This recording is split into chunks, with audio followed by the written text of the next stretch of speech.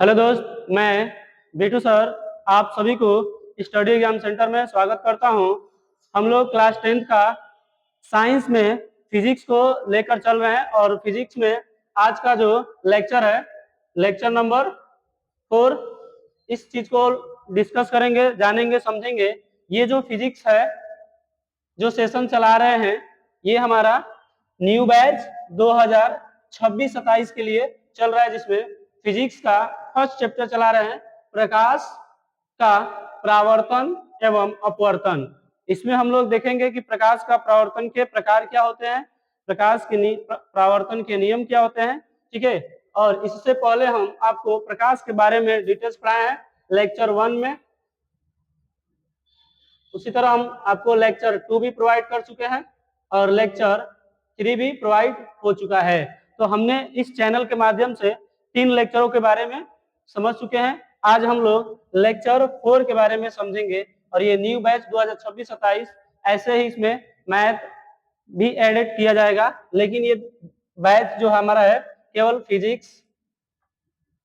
Physics हो जाएगा, आपका केमिस्ट्री हो जाएगी और बायोलॉजी हो जाएगी। ये इस पे आपको 0 लेवल से पढ़ाने का काम किया जाएगा। ठीक है, तो आज के हम लोग टॉपिक देख ले रहे हैं, प्रकाश के परावर्तन के प्रकार। ठीक है, तो चलते हैं हम लोग टॉपिक पे। यहां तक यदि हम बात करेंगे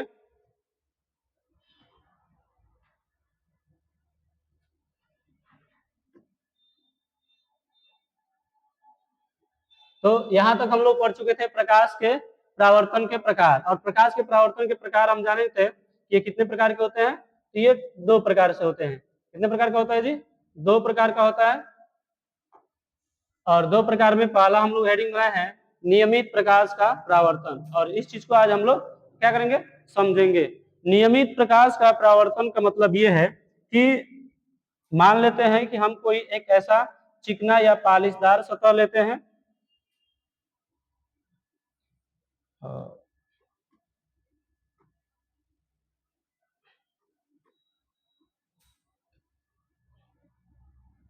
ये हमारा एक चिकना पालिशदार सतह होता है, जिसपे हम लोग पालिश कर देते हैं, कलई कर देंगे।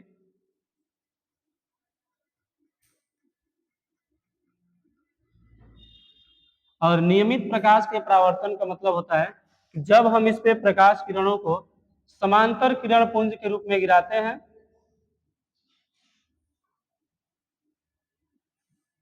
समांतर किरण के पुंज में गिराते हैं, तो जो भी प्रकाश की किरण हमारे इस समांतर किरण पुंज पे आपतित होती है, तो आपतित होने के बाद इसका अधिकांश भाग समांतर किरण पुंजों के रूप में परावर्तित हो जाती है। समांतर किरणों के रूप में क्या होती है जी? परावर्तित हो जाती हैं। तो ऐसी ही प्रकाश किरणों को हम लोग क्या नाम देंगे जी? नियमित प्रकाश का परावर्तन। ये होती है हमारी परावर्तित प्रकाश की किरण, और ये होगा हमारी आपतित प्रकाश की किरण। इसका मतलब ये हो गया कि जब हम प्रकाश की किरणों को इसके ऊपर डाल रहे हैं और ये समांतर किरण पुंज है, टकराने के बाद सभी की सभी किरणें समांतर पुंज के रूप में परावर्तित हो जाती होंगी। तो इस घटना को ही हम लोग क्या कहेंगे?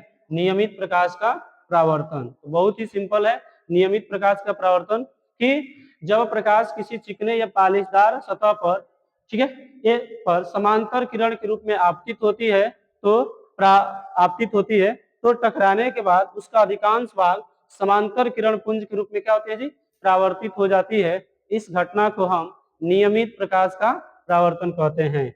इसकी डिफिनीशन हम लोग लिखते हैं।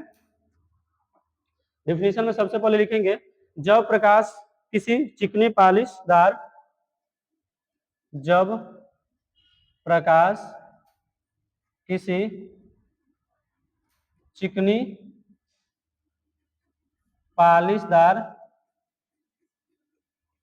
चिकनी पालिशदार सतह पर समांतर समांतर किरण के रूप में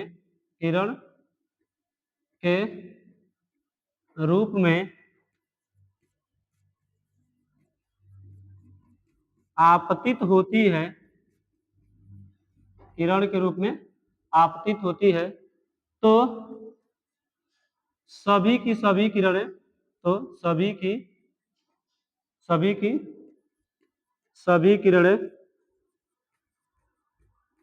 किरणें समांतर ही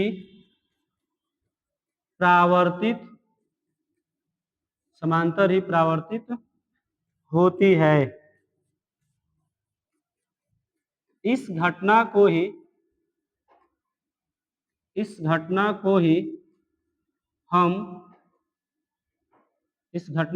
हम नियमित प्रकाश का परावर्तन कहते हैं।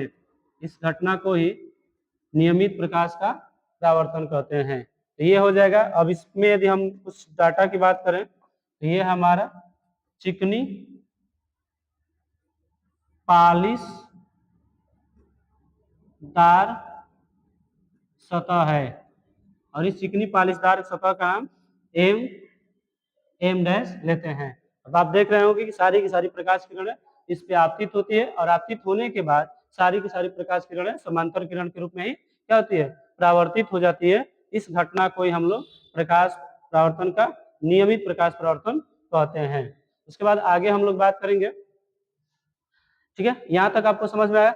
दूसरे नियम की बात करेंगे कि दूसरा नियम क्या होता है। ठीक है, दूसरे नियम पे यदि हम चलते हैं, दूसरा नियम हमारा होगा विसरित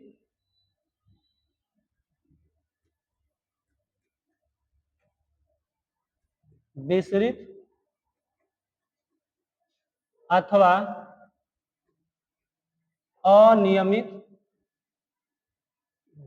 क्या हो गया,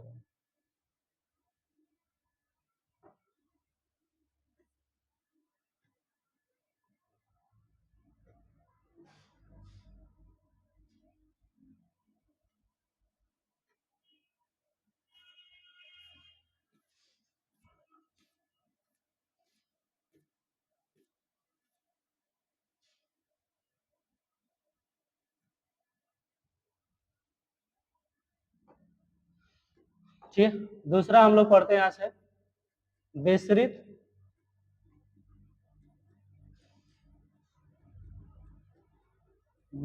अथवा अनियमित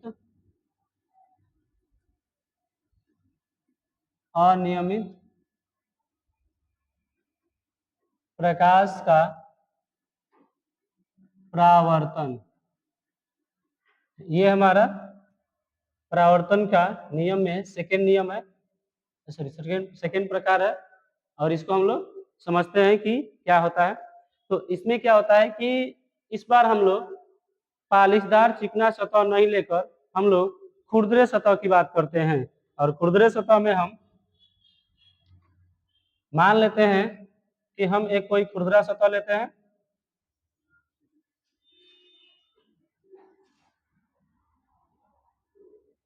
ये आपका एक खुरदरा सतह है। अब इस खुरदरे सतह पे यदि हम समांतर किरण पुंज को आपतित करते हैं, यहां से जो भी हमारी समांतर किरण पुंज होंगी आपतित होंगी,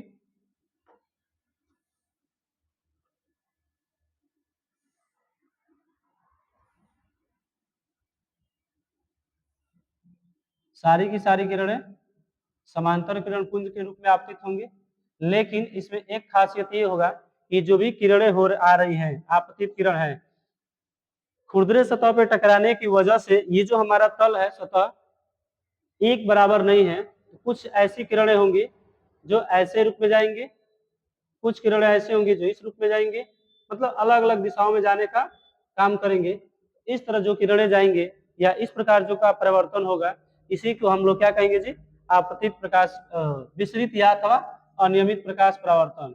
सारी की सारी किरणें इसमें ऐसे जा रही है और सारे के सारे परावर्तन के बाद अलग अलग दिशाओं में बिखर जाती है। इस घटना को ही हम लोग प्रकाश का परावर्तन कहते हैं। इस घटना को क्या कहेंगे, प्रकाश का परावर्तन कहते हैं। ये हमारा एक पालिशदार सतह चिकना है, खुरदरा सतह है, इसको हम लोग लिख लेते हैं खुरदरा सतह, और ये हो जाएगा एम डैश। ये जो किरणें आ रही है, इस किरण का हम नाम देंगे आपतित किरण, आपतित प्रकाश की किरण। और सेकंड होगा आपका परावर्तित प्रकाश की किरण, परावर्तित प्रकाश की किरण। यहां तक आप सभी को समझ में आ रहा होगा। हम ये कह सकते हैं कि जब प्रकाश किसी खुरदरे सतह पर समांतर किरण पुंज के रूप में आपतित होती है, तो परावर्तन के बाद अलग अलग दिशाओं में बिखर जाती है। इस घटना को ही हम लोग अनियमित या विसरित प्रकाश का परावर्तन कहते हैं। इस बात को हम लोग समझ लेते हैं, लिखेंगे जब प्रकाश किसी खुरदरे सतह पर, जब प्रकाश किसी, ठीक है, जब प्रकाश किसी खुरदरे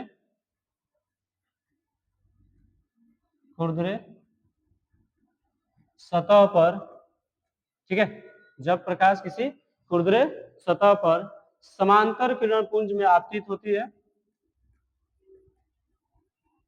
समांतर किरण पुंज के रूप में आपतित होती है, ठीक है, जब प्रकाश किसी खुरदरे सतह पर समांतर किरण पुंज के रूप में आपतित होती है तथा परावर्तन के बाद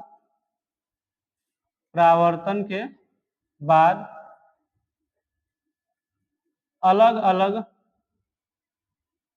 अलग कोण पर विक्षेपित हो जाती है, अलग अलग कोण पे विक्षेपित हो जाती है। इस घटना को ही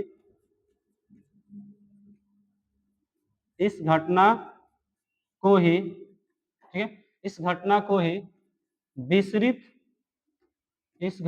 ही विसरित अथवा, ठीक, विसरित अथवा अनियमित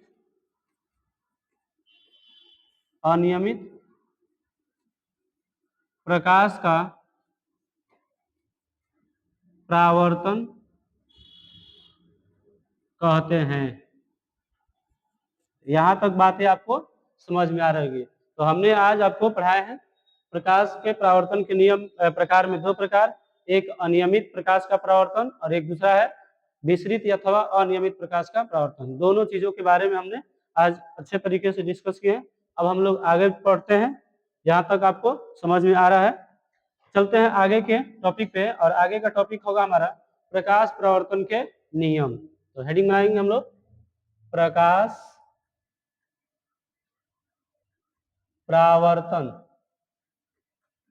परावर्तन के नियम। कभी भी यदि आपसे क्वेश्चन पूछे कि बताइए प्रकाश परावर्तन के नियम कितने होते हैं, तो आपका आंसर होना चाहिए कि 2 होते हैं। अर्थात हम लिखेंगे प्रकाश परावर्तन के 2 नियम होते हैं, 2 नियम होते हैं। अब वो दोनों नियम कौन कौन से होते हैं उसको हम बारी बारी से समझ लेते हैं। फर्स्ट को यदि हमको ये कहें कि उसमें आपको हम फिगर में बताए थे कि जो किरण आती है आपतित किरण और टकराने के बाद उसी माध्यम में वापस लौट जाती है, उसे परावर्तित किरण। दोनों किरणों के ज्वाइंट बिंदु से एक लंब खींचते हैं जिसको हम कहते हैं अभिलंब। ये तीनों की तीनों रेखा किरणें एक ही तल में स्थित होती है। ये पहला नियम कहा जाता है। हम इसी को लिख सकते हैं कि जब हम लिखेंगे प्रकाश की आपतित किरण, प्रकाश की आपतित किरण, प्रकाश की आपतित किरण, परावर्तित किरण, प्रकाश की आपतित किरण, परावर्तित किरण तथा अभिलंब तीनों, ठीक है, तीनों एक ही तल में स्थित होता है, एक ही तल में स्थित होता है। ये बात आपको समझनी पड़ेगी कि जो हमारे प्रकाश की आपतित किरण होती है, परावर्तित किरण होती है और अभिलंब। जैसे मान लीजिए कि हम कोई एक चिकना पॉलीस्टार सतह लेते हैं और ये जो किरण आ रही है जिसको हम आपतित किरण के नाम से जानते हैं, और यहां से टकराने के बाद जो किरण चली जाती है उसको परावर्तित किरण कहते हैं, और यहां से एक हम लंब खींचते हैं जिसको हम अभिलंब कहेंगे। अभिलंब तीनों आप देख रहे होंगे, ये तीनों के तीनों क्या हो रहे हैं, एक ही तल में स्थित हो रहे हैं। इस बात को भी आप समझ सकते हैं। दूसरा नियम ये कहता है कि आपतित किरण और अभिलंब के बीच में एक कोण बनता है जिसको हम आपतन कोण आई कहते हैं। अभिलंब और परावर्तित किरण के बीच में कोण बनता है आर, जिसको हम परावर्तन कोण आर कहते हैं। ये दोनों कोण आपस में हमेशा क्या होते हैं जी, बराबर होते हैं। ये दूसरा नियम है, इसको हम लोग समझ लेते हैं। लिखेंगे दूसरा नियम कि आपतन कोण, आपतन कोण आई तथा परावर्तन कोण, परावर्तन कोण आर सदैव आपस में, सदैव आपस में बराबर होते हैं, सदैव आपस में बराबर होते हैं। अर्थात हम ये कह सकते हैं, अर्थात हम ये कह सकते हैं कि कोण आई जो होगा वो कोण आर के क्या होगा जी, बराबर होगा। ये बात आपको समझनी पड़ेगी। इस कंसेप्ट को आप मानकर चलना कि ये आपका वेरी वेरी इंपॉर्टेंट भी होगा, क्योंकि इस पे क्वेश्चन कभी कभी पूछ भी देता है। ये मोस्ट इंपॉर्टेंट होगा आपका कि कोण आई बराबर क्या होता है जी, कोण आर होता है। जैसे मान लेते हैं, सपोज दैट क्वेश्चन कह देगा कि यदि प्रकाश परावर्तन के नियम में आपतन कोण का मान यदि 60 डिग्री है, यदि आपतन कोण का मान कितना डिग्री है जी, 16 डिग्री है, तो परावर्तन कोण का मान कितना होगा, तो आप बता सकते हैं कि उसका भी मान कितना होगा, 60 डिग्री होगा। तो इस तरह हम लोग प्रकाश के परावर्तन के नियमों को समझ चुके हैं। अब हम लोग देखेंगे कि यहाँ तक जो पढ़ाया गया है, ठीक है, ये सारे के सारे प्रकाश के बारे में था और प्रकाश के परावर्तन के बारे में। अब हम लोग पढ़ेंगे दर्पण, और दर्पण के बारे में पढ़ लेते हैं कि दर्पण क्या होता है, दर्पण के कितने प्रकार होते हैं, कौन कौन से दर्पण होते हैं, इन सारी चीजों के बारे में हम लोग डिटेल्स में जानते हैं। तो यहाँ तक आपको समझ में आ रहा होगा। नेक्स्ट हेडिंग अब हम लोग बनाएंगे दर्पण। यदि हम दर्पण की बात करते हैं तो दर्पण को इंग्लिश में मिरर बोला जाएगा। और मिरर क्या होता है हम इसको समझते हैं, ठीक है। दर्पण हम किसे कह सकते हैं, हम किसी को उठाकर तो नहीं ना कह सकते हैं कि ये दर्पण है, ठीक है। दर्पण किसी पार्टिकुलर वस्तु की बनी होगी जिसमें उसके गुण होंगे, उसी को क्या कहा जाएगा, दर्पण कहा जाएगा। तो यदि दर्पण की बात करेंगे तो दर्पण हमेशा एक कांच का बना होगा। किसका बना होगा, कांच का बना होगा। इसके अलावा यदि ये कांच का बना होगा तो ये दो तरह से काम करेगा, ठीक है। एक तो ये समतल भी हो सकता है और ये गोलीय भी हो सकता है। तो इसके कैटेगरी पर हम इसको डिवाइड भी कर सकते हैं। अब समतल होगा तो कैसा समतल होगा, गोलीय होगा तो कैसा गोलीय होगा, ये सारे सवालों का जवाब हम इस वीडियो के माध्यम से जानने का प्रयास करेंगे। तो सबसे पहले बात आएगी कि दर्पण बना किसका होता है जी, कांच का, ठीक है। अब कांच का यदि बना होगा तो ये कांच का दर्पण बना होगा, उसी कांच के दर्पण के बने हुए भाग को हम लोग क्या कर सकते हैं, दर्पण कर सकते हैं। सिंपल सी परिभाषा है कि किसी कांच का एक कटा हुआ एक ऐसा भाग, ठीक है, जो प्रकाश किरणों को क्या करता हो, परावर्तित कर देता हो। किसी कांच खोखले गोले का कटा हुआ एक ऐसा भाग जो प्रकाश किरणों को परावर्तित कर देता हो, हम उसे क्या कहेंगे, दर्पण कहेंगे। तो बहुत ही इजी आपका दर्पण का परिभाषा बनेगा कि किसी कांच खोखले गोले का कटा हुआ एक ऐसा भाग, किसी कांच खोखले गोले का कटा हुआ, किसी कांच खोखले गोले का कटा हुआ एक ऐसा भाग, एक ऐसा भाग जो प्रकाश किरणों को, जो प्रकाश किरणों को, प्रकाश किरणों को परावर्तित करता है, जो प्रकाश किरणों को परावर्तित करता है, दर्पण कहलाता है।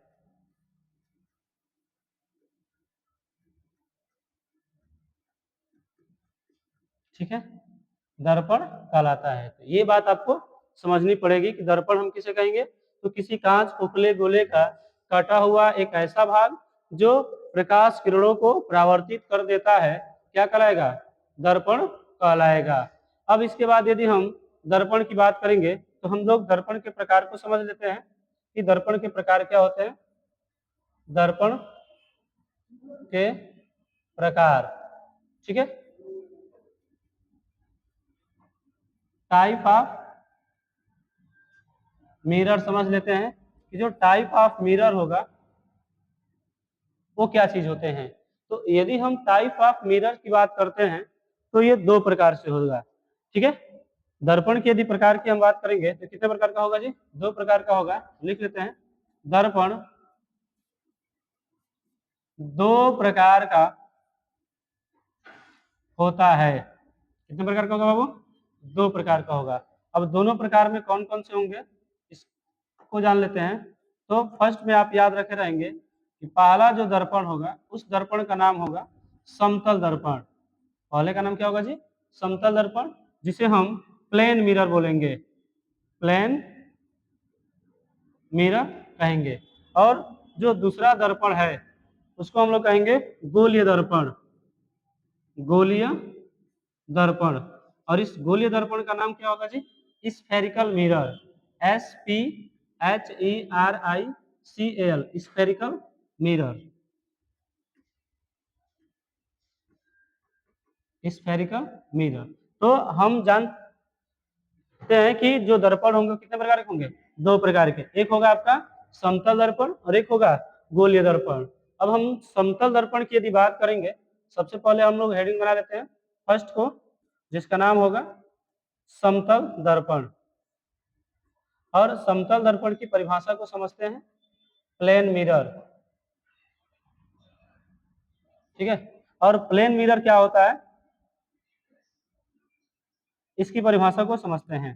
तो ऐसा दर्पण जिसका परावर्तक सतह एकदम समतल हो, हम ऐसा कह सकते हैं कि ऐसा दर्पण, ठीक है, ऐसा दर्पण जिसका परावर्तक सतह समतल हो, क्या कहलाएगा जी, समतल दर्पण कहलाएगा। इसी चीज को लिख लेते हैं, ऐसा दर्पण, ऐसा दर्पण जिसका, ऐसा दर्पण जिसका परावर्तक सतह, ऐसा दर्पण जिसका परावर्तक सतह समतल हो, ऐसा दर्पण जिसका परावर्तक सतह समतल हो, समतल दर्पण कहलाता है, समतल दर्पण कहलाता है। ठीक है, अब हम किस बेसिस पे कर सकते हैं कोई समतल दर्पण है, तो सपोज दैट हम कोई एक इससे ले लेते हैं और आपको दिखा देते हैं। ये एक हमारी लाइन है जिसको हम लोग क्या कहेंगे, समतल दर्पण, और इस पे हम लोग कलई कर देते हैं।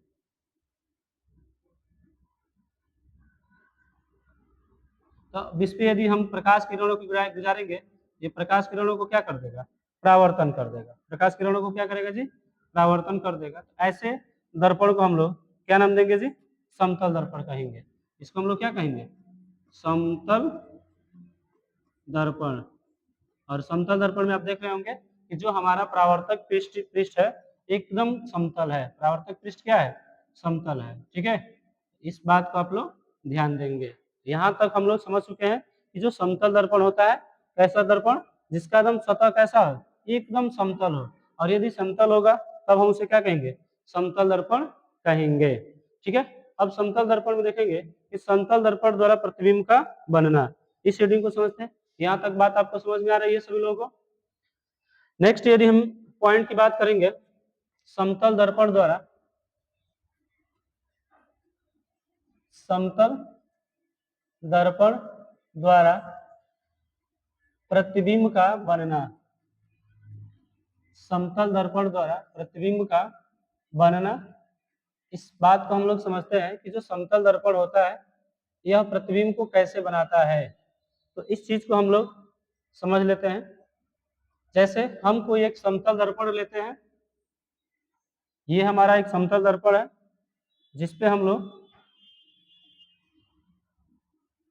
कलई करेंगे।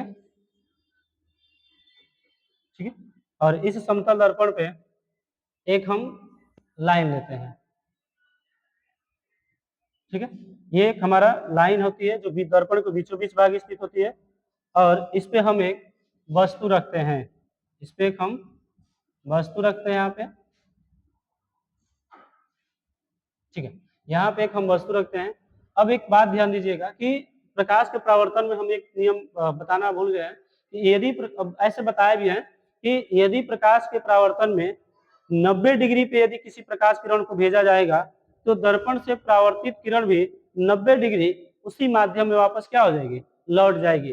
तो उसी का यूज करके यदि हम यहाँ से कोई प्रकाश किरण को क्या करें, इस दर्पण पर भेजे, यहाँ तक जाएगी और जाने के बाद जैसे ये किरण ऐसे जाएगी, लेकिन दर्पण से टकराने के बाद फिर पुनः क्या हो जाएगी, उसी माध्यम में वापस लौट जाएगी।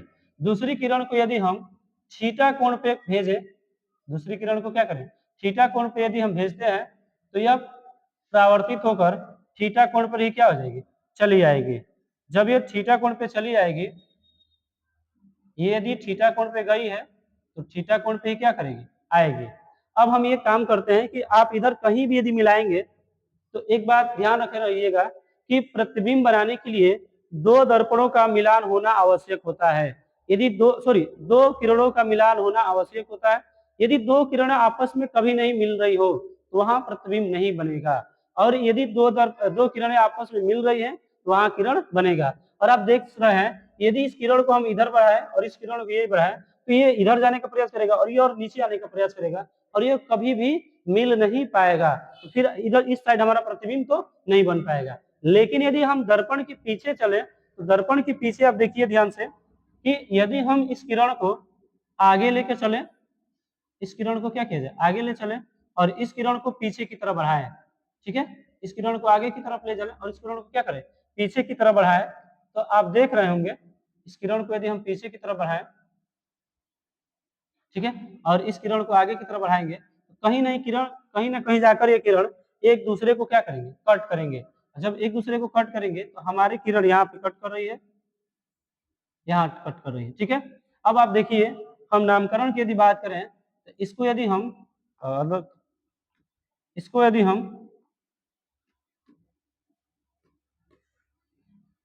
ए पॉइंट और इसको हम बी पॉइंट लेते हैं, ये हमारा बी पॉइंट हो जाए तो सेम वैसे जब इधर आएंगे तो इसका प्रतिबिंब बनेगा, ये ए डैश बनेगा और ये बी डैश बनेगा और ये दूसरा पॉइंट है।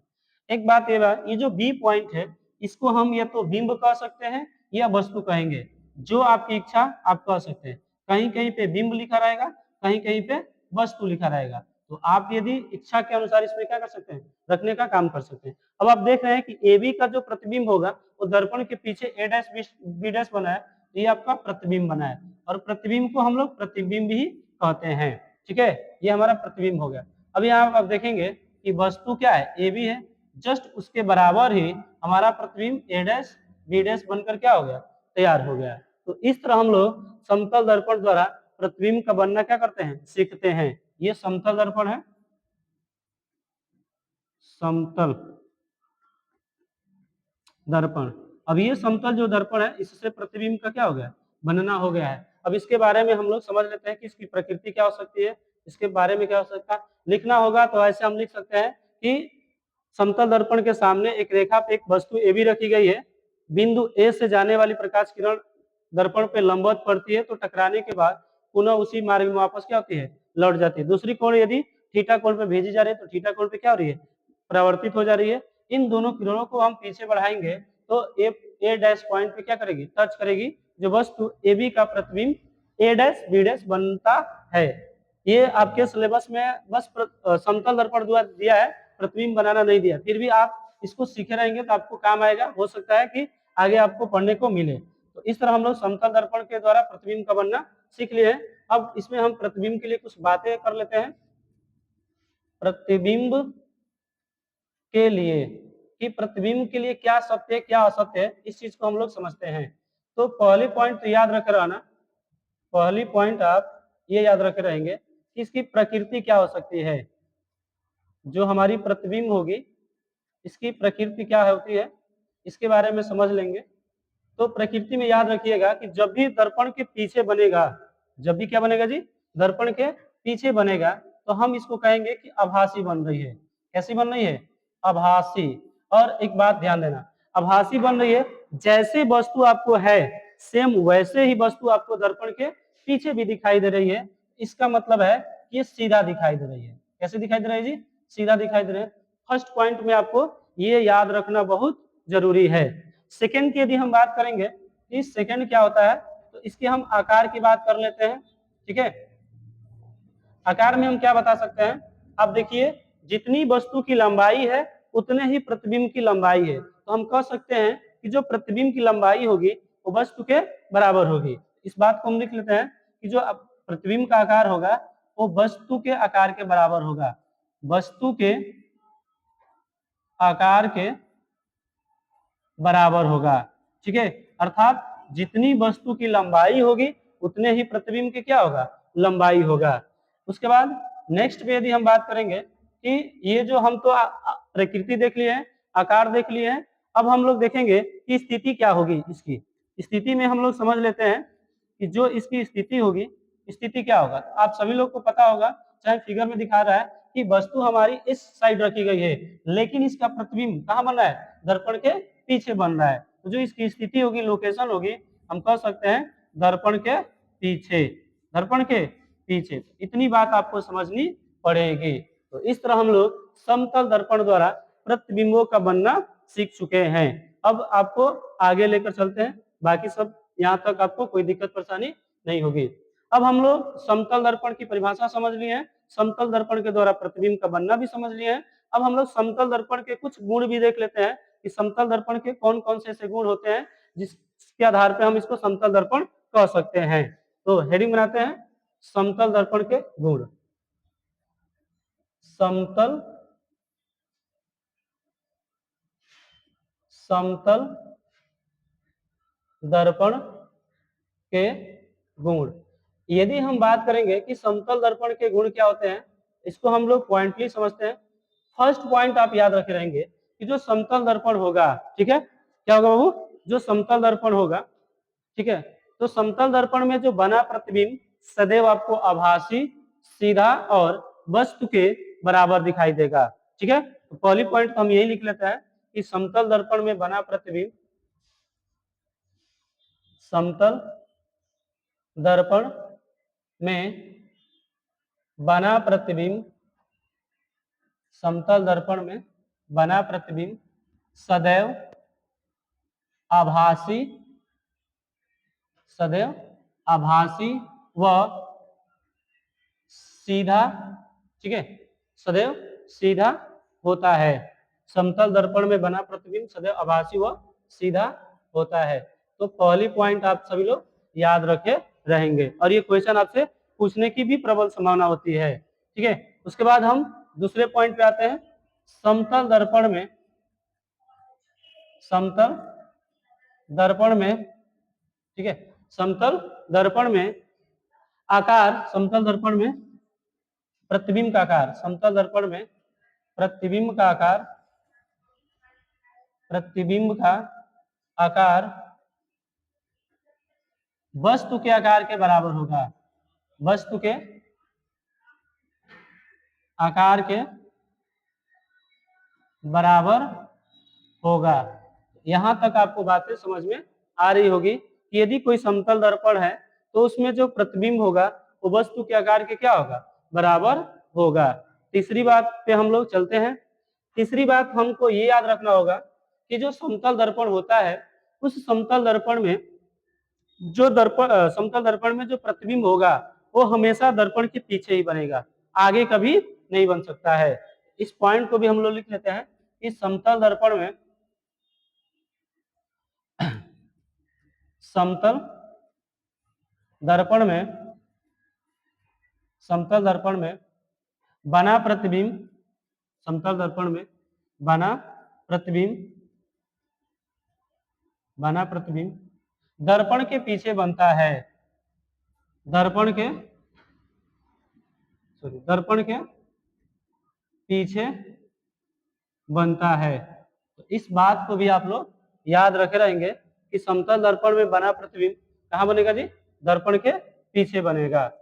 नेक्स्ट पॉइंट की बात करते हैं अगले पॉइंट में कि जो समतल दर्पण होते हैं, ठीक है। अगला हम लोग कहेंगे समतल दर्पण में, समतल दर्पण में, ठीक है, समतल दर्पण में प्रतिबिंब दर्पण के पीछे, समतल दर्पण में प्रतिबिंब दर्पण के पीछे, दर्पण के पीछे उतनी ही दूरी पर बनता है, उतनी ही दूरी पर बनता है जितनी दूरी पर, जितनी दूरी पर, ठीक है, उतनी ही दूरी पर बनता है जितनी दूरी पर वस्तु की स्थिति होती है, वस्तु की स्थिति होती है। अर्थात कहने का मतलब ये होता है कि दर्पण से जितनी दूरी पर वस्तु रखी गई होगी, जैसे मान लीजिए सपोज दैट ये हमारा समतल दर्पण होगा, यदि ये 5 मीटर की दूरी पे वस्तु रखी गई होगी, इसका प्रतिबिंब 5 मीटर की दूरी पर ही क्या होगा, बनने का काम करेगा। ये इस फोर्थ पॉइंट का मतलब यही होगा कि समतल दर्पण में प्रतिबिंब दर्पण के पीछे उतनी ही दूरी पर बनता है, ठीक है, बनता है जितनी दूरी पर वस्तु की स्थिति होती है। ये बात आपको समझनी पड़ेगी। और अगला जो पॉइंट होगा पांचवा, इसको आप याद रखे रहेंगे कि समतल दर्पण में प्रतिबिंब पार्श्व प्रतिबिंब होता है, समतल दर्पण में, समतल दर्पण में बना प्रतिबिंब, बना प्रतिबिंब, समतल दर्पण में बना प्रतिबिंब पार्श्व प्रतिबिंब होता है, पार्श्व प्रतिबिंब होता है, ठीक है। और इस पार्श्व प्रतिबिंब को ही हम उत्क्रमण, ठीक है, पार्श्व उत्क्रमण कहते हैं। तो हम लिख सकते हैं कि समतल दर्पण में बना प्रतिबिंब पार्श्व प्रतिबिंब होता है। इस घटना को ही, इस घटना को ही, इस घटना को ही, इस घटना को ही पार्श्व उत्क्रम, ठीक है, पार्श्व, एक बार देख लेते हैं, पार्श्व उत्क्रमण, पार्श्व उत्क्रमण कहते हैं। अब इसका मतलब क्या है, इसका मतलब ये है कि सपोज दैट हम कोई वस्तु ले रहे हैं, जैसे हम यहाँ पे एक वस्तु ले रहे हैं और इसको हम लोग समतल दर्पण के सामने रखते हैं। समतल दर्पण के सामने यदि रखेंगे, इसको 1 से 2 को, 3 से 4 को, अभी एक समतल दर्पण बनाते हैं और यहाँ पे रखते हैं। ये हमारा एक समतल दर्पण है, ठीक है। अभी समतल दर्पण में जब हम इसको बनाएंगे तो इधर भी हमारा प्रतिबिंब बनेगा ऐसे, ठीक है।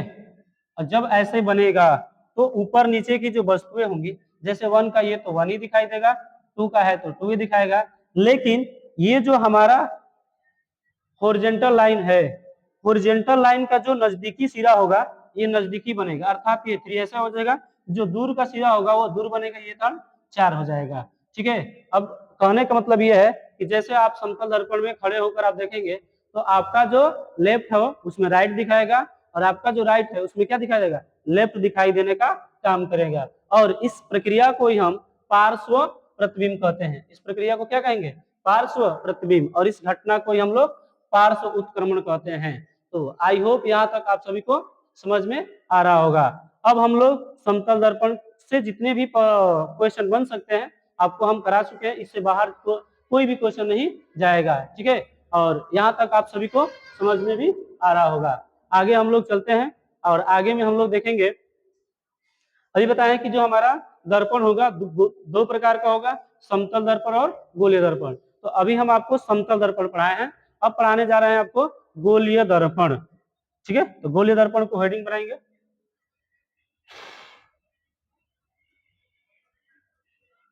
गोलीय दर्पण। अभी बताएं कि गोलीय दर्पण को हम लोग स्फेरिकल मिरर कहते हैं, स्फेरिकल मिरर।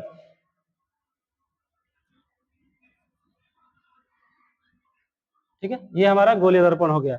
अब इस गोलीय दर्पण की यदि हम बात करते हैं,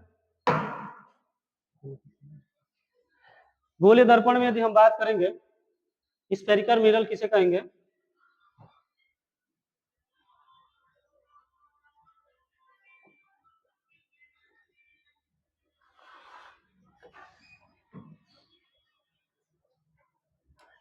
तो देखिए जैसे मैं आपको दर्पण बताया हूं कि किसी कांच खोखले गोले का कटा हुआ एक ऐसा भाग, ठीक है, जिसके परावर्तक पृष्ठ से प्रकाश क्या हो सके, परावर्तित हो सके, वैसे उसी को हम लोग क्या कहते थे, दर्पण कहेंगे। सेम वैसे ही इसका परिभाषा बनेगा कि गोलीय दर्पण का मतलब क्या है, ऐसे दर्पण जिनका परावर्तक पृष्ठ क्या हो, गोलीय होता है।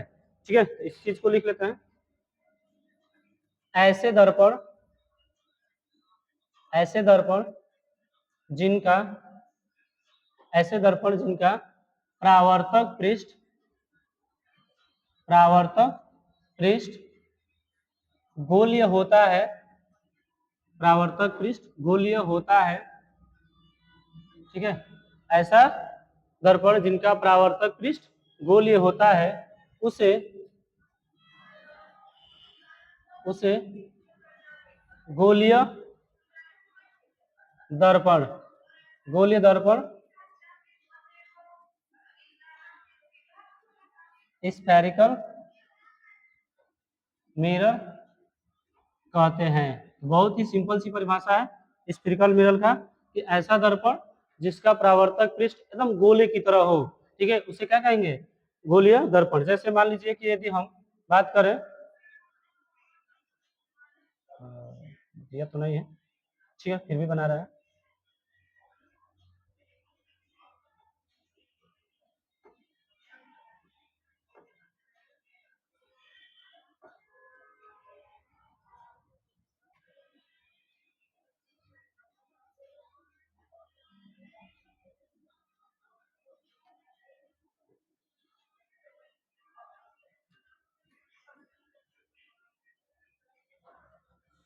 ये हमारा, ठीक है,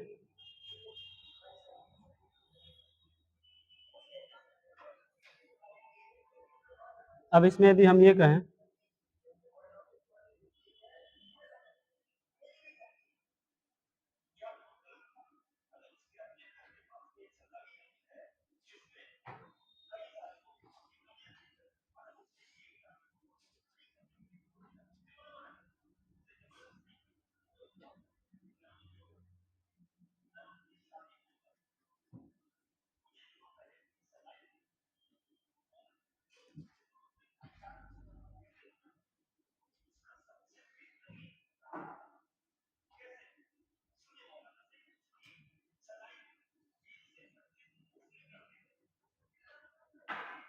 ये आपका एक बन गया है जिसको हम लोग क्या कहेंगे, दर्पण कहेंगे। ये कलई किया गया है, कलई किया हुआ भाग। ठीक है, ये कलई किया हुआ भाग है, एक दर्पण हो जाएगा। सेम वैसे ही यदि हम अंदर से कलई कर दें,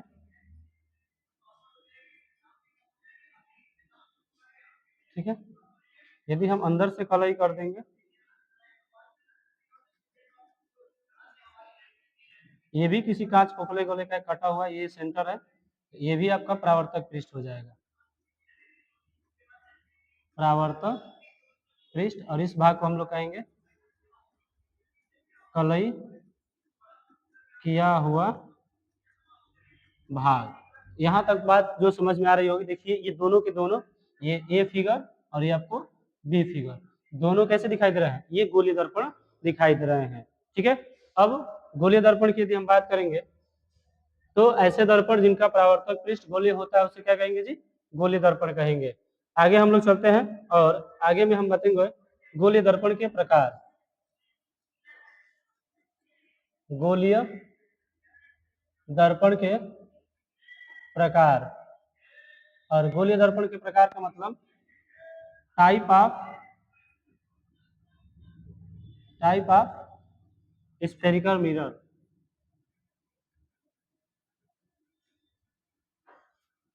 टाइप ऑफ स्फेरिकल मिरर। तो गोलीय दर्पण के कितने प्रकार होते हैं, आपको बता दें कि गोले के आधार पे, परावर्तक सतह के आधार पे जो गोलीय दर्पण होते हैं वो टू टाइप्स होते हैं। कितने टाइप्स होते हैं जी, टू टाइप्स होते हैं। यहाँ हम लिख लेते हैं गोलीय दर्पण,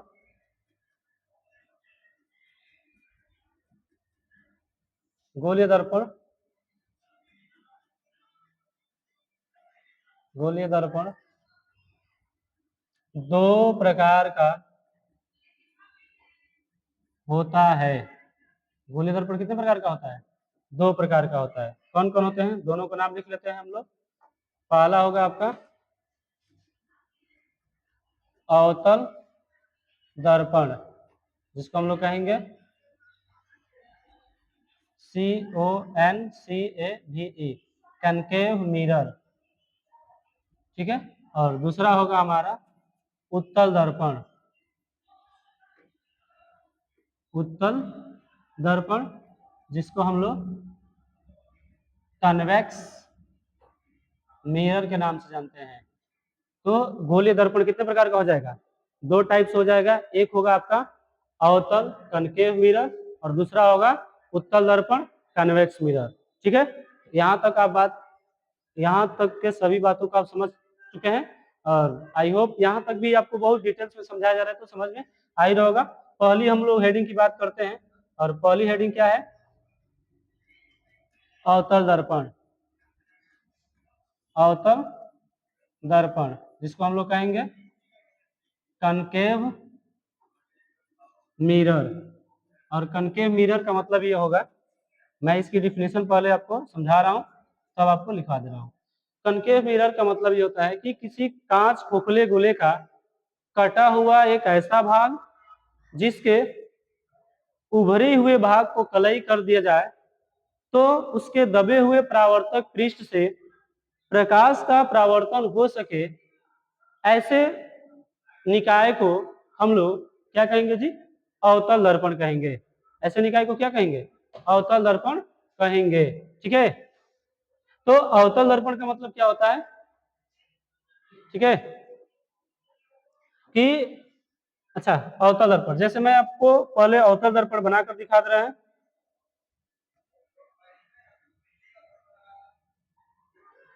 एक तो कलर दूसरा लेकर बना रहे हैं तो बता रहे हैं।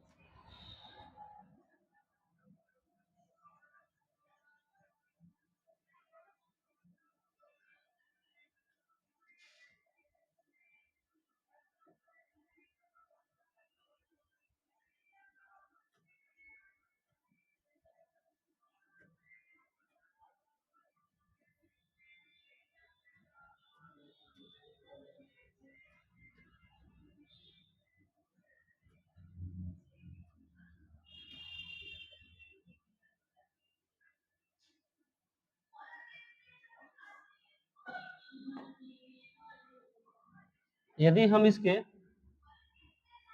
उभरे हुए भाग से इसको ऐसे कलई करते हैं,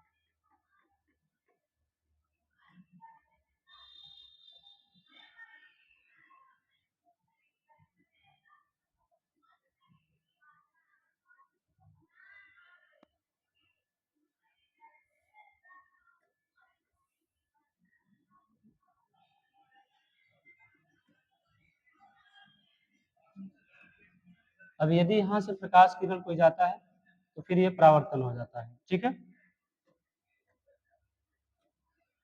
ये हमारा दर्पण M1 M2 है। ठीक है, यहाँ पे पॉइंट है, टच कर रहा है, इसको हम लोग कहेंगे कलई किया हुआ भाग। ये जो आपको दिखाई दे रहा है इसको कहेंगे परावर्तक सतह। इसको क्या कहेंगे? परावर्तन सतह कहेंगे।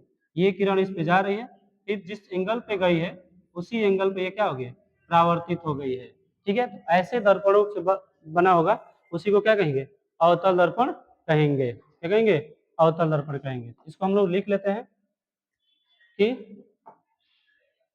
ऐसा गोलीय दर्पण, ऐसा गोलीय दर्पण, ऐसा गोलीय दर्पण। ठीक है, क्या लिखेंगे? ऐसा गोलीय दर्पण जिसके या जिसका, ऐसे लिखेंगे, जिसके उभरे हुए, जिसके उभरे हुए, जिसके जिसके उभरे हुए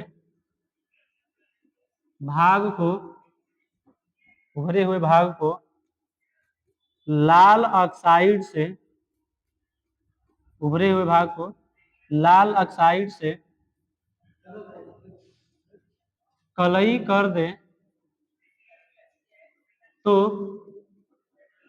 उसके तो उसके दबे हुए परावर्तक पृष्ठ से प्रकाश का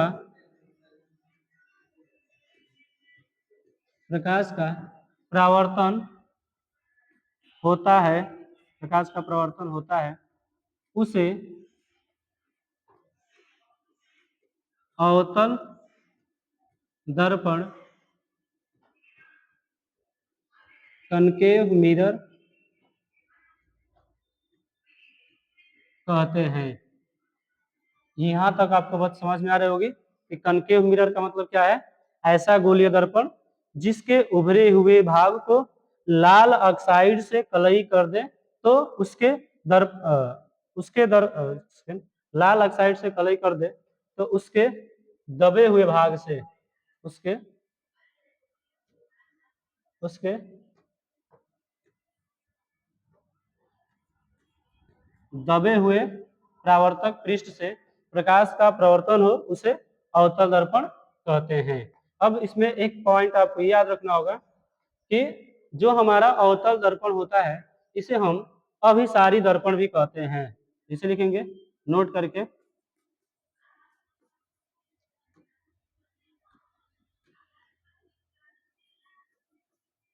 अवतल दर्पण को अभिसारी अभिसारी दर्पण, अवतल दर्पण को अभिसारी दर्पण भी कहते हैं। क्या कहते हैं जी? अब क्यों कहते हैं लिख सकते हैं, क्योंकि क्योंकि ठीक है, क्योंकि यह सभी प्रकाश किरणों को, क्योंकि यह सभी प्रकाश किरणों को, सभी प्रकाश किरणों को सिकुड़ देती है, सिकुड़ देती है, मतलब एक जगह एकत्रित कर देती है। जब एक जगह एकत्रित कर देगी तो इसे हम लोग क्या कहेंगे? अभिसारी किरण पुंज कहेंगे या अभिसारी दर्पण कहेंगे। तो यहाँ तक आई होप आप सभी को समझ में आ रहा होगा। अगला हम लोग दर्पण लेते हैं जिसका नाम होगा उत्तल दर्पण। हेडिंग बनाते हैं हम लोग। दूसरा उत्तल दर्पण, और उत्तल दर्पण को CONVEX, CONVEX, कॉन्वेक्स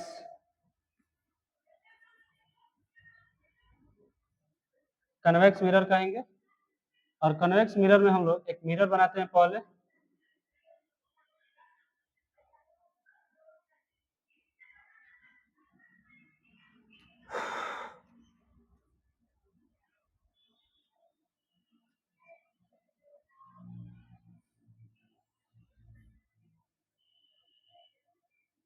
ये दर्पण है, इस दर्पण को हम लोग कलई करते हैं।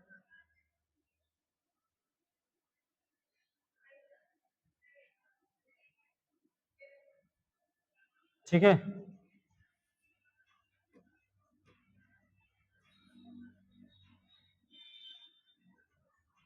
ठीक है।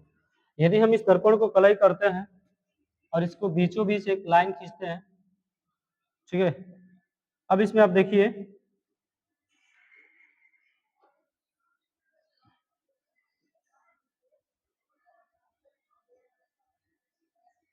ये होगा हमारा कलई किया हुआ भाग, और ये होता है हमारा दर्पण, ले लेते हैं M1 M2। ये हमारी सतह है, इसको कहा जाएगा परावर्तक पृष्ठ।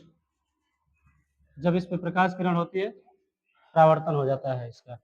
तो इसकी डिफिनेशन हम लोग लिख देते हैं। इसकी डिफिनेशन क्या होगा? ऐसा गोलीय दर्पण, ऐसा गोलीय दर्पण जिसके, ऐसा गोलीय दर्पण जिसके, ऐसा गोलीय दर्पण जिसके दबे हुए, दबे हुए, जिसके दबे हुए भाग को लाल ऑक्साइड, दबे हुए भाग को लाल ऑक्साइड से कलई कर दिया जाए तो उसके उभरे हुए, उसके उभरे हुए परावर्तक, उसके उभरे हुए परावर्तक पृष्ठ से प्रकाश का परावर्तन हो, उसके उभरे हुए पृष्ठ से प्रकाश का परावर्तन हो, तो उसे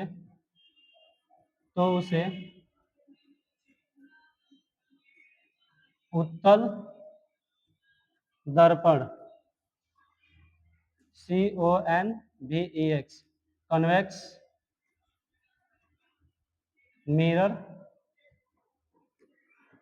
कहते हैं। ठीक है, कभी भी आपसे पूछे कन्वेक्स मिरर का मतलब क्या होता है? ऐसा गोले दर्पण जिसके दबे हुए भाग को लाल ऑक्साइड से कलई कर दिया जाए तो उसके उभरे हुए परावर्तक पृष्ठ से प्रकाश का परावर्तन हो, तो उसे उत्तल दर्पण कहते हैं। ये हमारा एक उत्तल दर्पण है।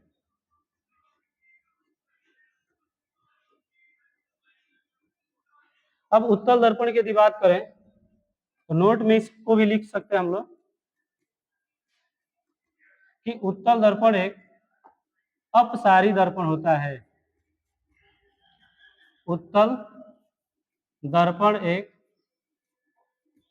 अपसारी दर्पण होता है, क्योंकि, ठीक है, उत्तल दर्पण कैसा दर्पण होता है जी? अपसारी दर्पण होता है, क्योंकि यह प्रकाश किरणों को, यह प्रकाश किरणों को फैला देता है, प्रकाश किरणों को फैला देता है। ठीक है, तो आई होप यहाँ तक आप सभी को उत्तल दर्पण समझ में आया होगा। तो आज हम लोग यहाँ तक आपको दर्पण पढ़ा दिया हूँ। अब हम लोग दर्पण से संबंधित परिभाषाओं को समझेंगे। ये नेक्स्ट वीडियो में आपको समझाया जाएगा। आज के लिए केवल इतना ही, और यहाँ तक आप सभी को समझ में आया हो तो इस वीडियो को लाइक कीजिए और ज्यादा से ज्यादा अपने फ्रेंड सर्कल में शेयर कीजिए, ताकि ऐसे ही हमारा जो वीडियो है वो ऐसे बनते जाए, और मैथ भी इसी में हम आपको पढ़ाने का प्रयास करेंगे, ठीक है। और ये 2026-27 के लिए न्यू बैच स्टार्ट हुआ है, तो इसको आप फॉलो करके रखे रहेंगे। पर डे आपको इस पे कुछ ना कुछ पढ़ाया ही जाएगा, बताया जाएगा, जो आपके एग्जाम पॉइंट के लिए बहुत ही मोस्ट इंपोर्टेंट होंगे। कुछ ना कुछ जरूर आप रोज ना रोज सीखेंगे ही, ठीक है। तो आज के लिए इतना ही, तब तक के लिए जय हिंद, जय भारत।